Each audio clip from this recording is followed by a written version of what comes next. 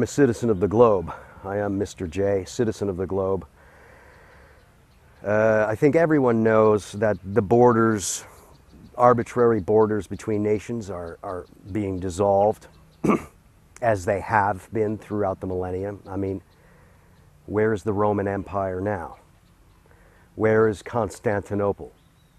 Where is the Ottoman Empire?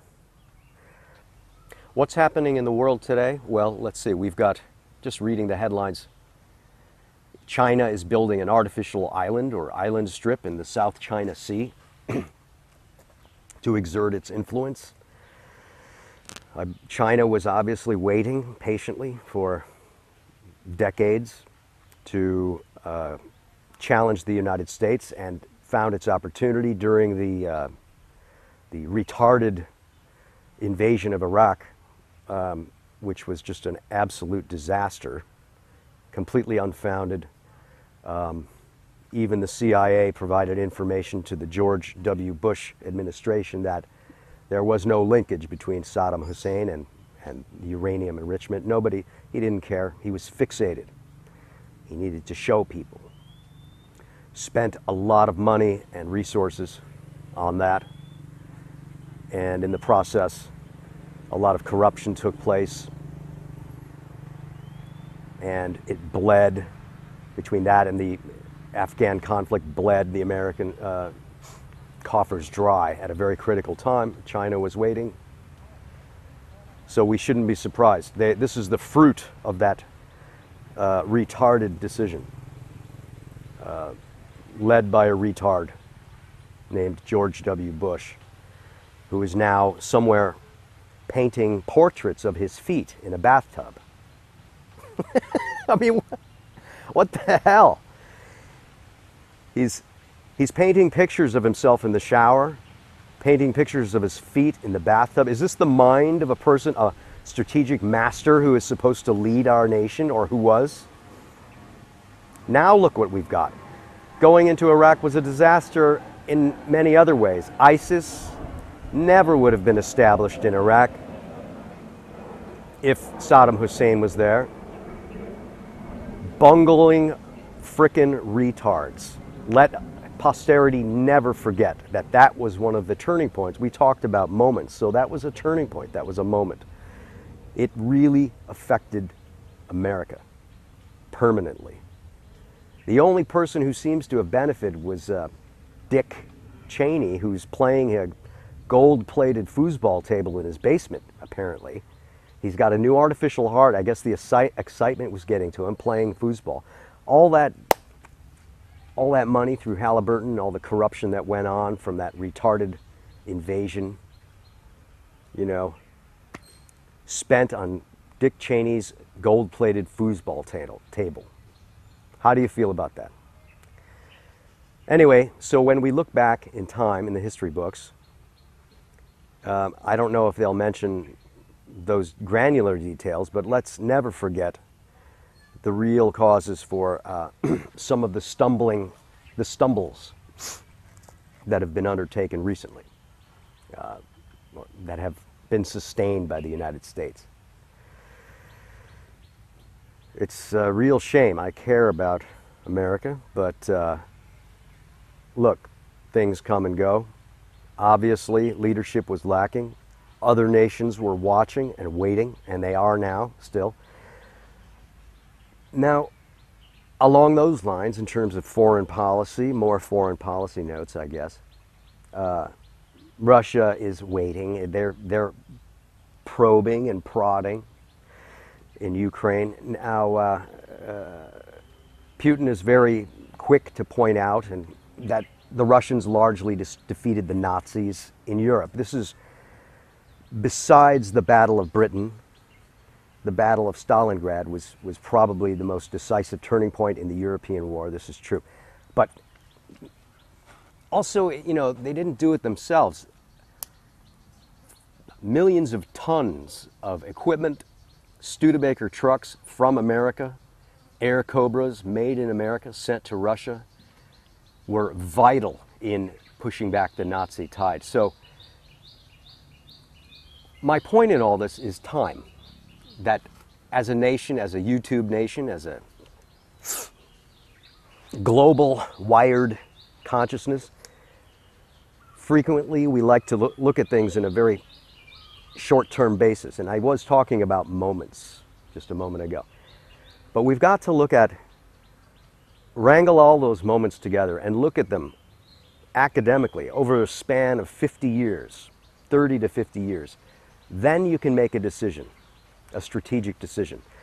Now, our lives are somewhat shorter, so look at your lives over the span of 5 years, an aggregate, and boil down the data, observe what worked, what didn't, and make a plan accordingly for the future, while living in the moment.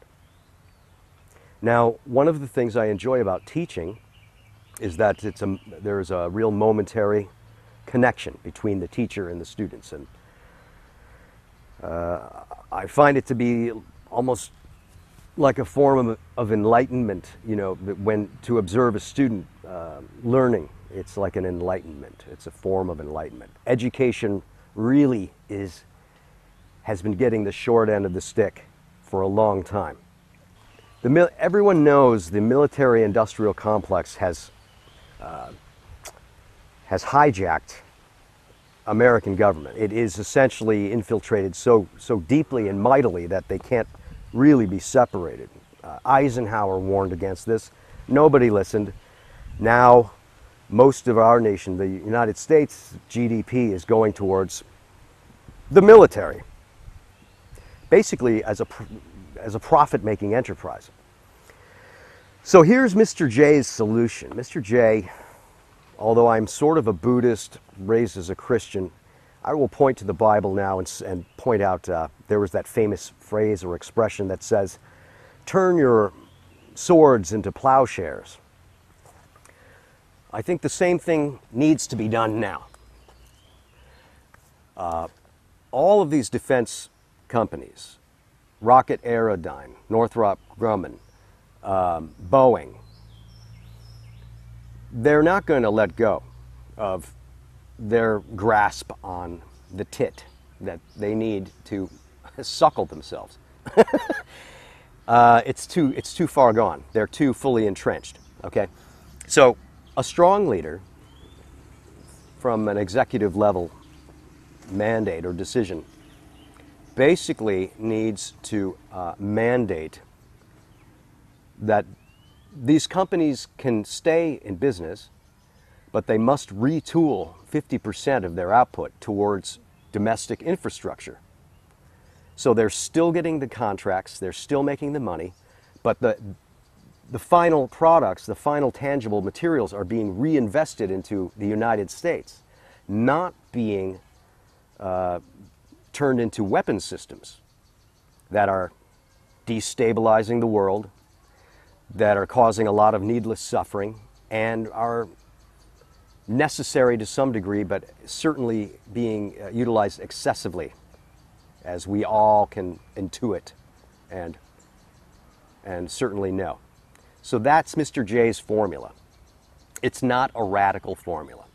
Northrop Grumman, Rocket Aerodyne, all of the defense firms are mandated by the executive branch or by congressional mandate. They must retool 50% of their production output towards domestic infrastructure. Instead of making a new plane for 1.5 trillion that doesn't even fly, right? That's the F-35 currently. That can be applied towards a high-speed rail system in the United States. I mean, look at the United States' rail system compared to China, compared to Japan. The infrastructure is crumbling. Bridges falling apart, bolts falling down onto passing cars. Look, people say, well, where are you going to get the money to fix it? We're going to get the money. This is like my presidential platform.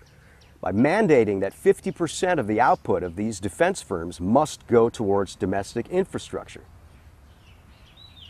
That's how we wean them off of this dependency upon government contracts to build weapon systems, which are destroying the equilibrium of the geopolitical environment.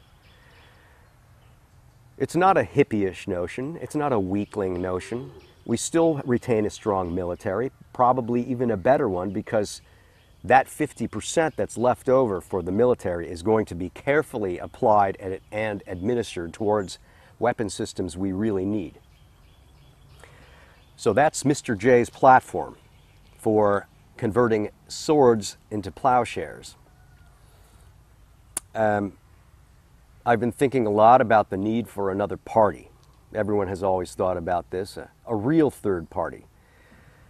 People act as though Republicans and Democrats have been around for eons. They haven't.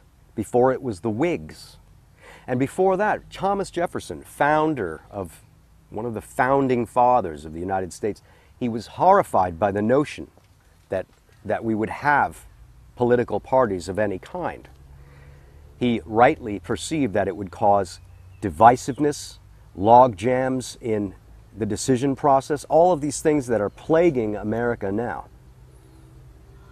So to say, oh, we're going to abolish political parties it's unlikely that's going to happen.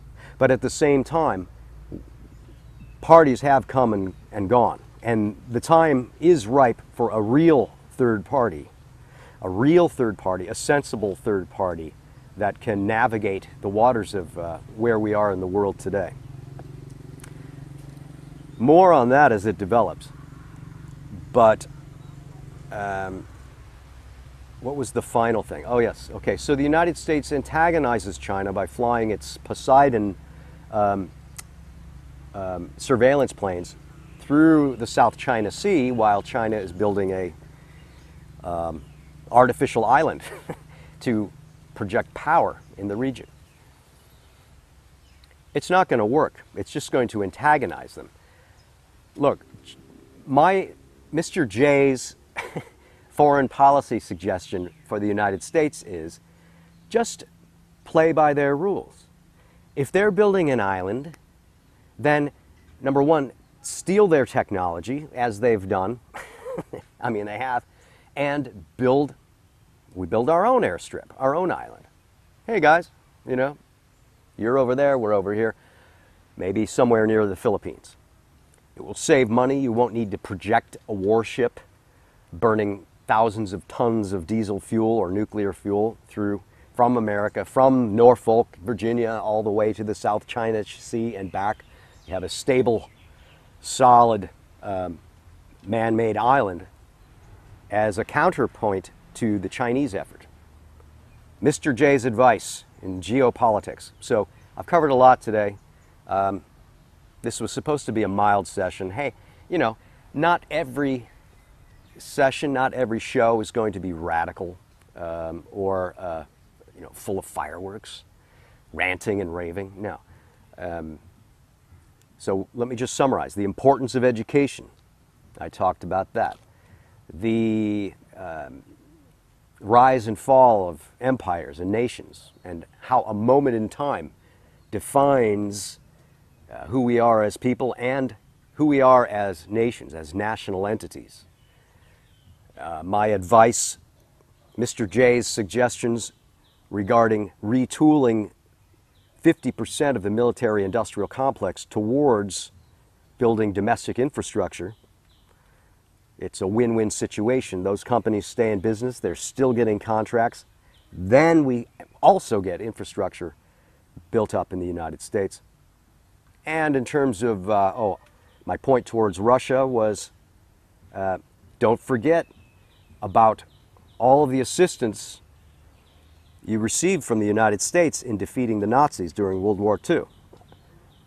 Thousands, tens of thousands of Studebaker trucks, cans of Spam, Jeeps, Air Cobras.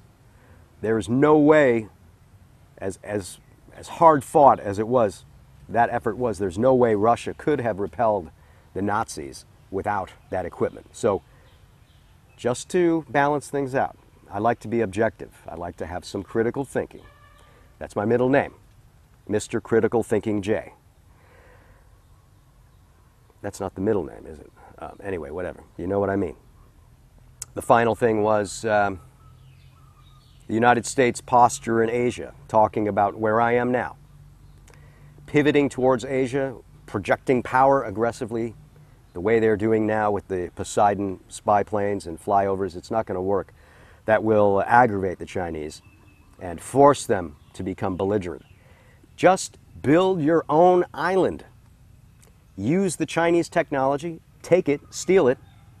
First of all, they've stolen a lot of technology from us, from the United States, so take their island building technology, build your own. Everyone's happy. So it's even Steven.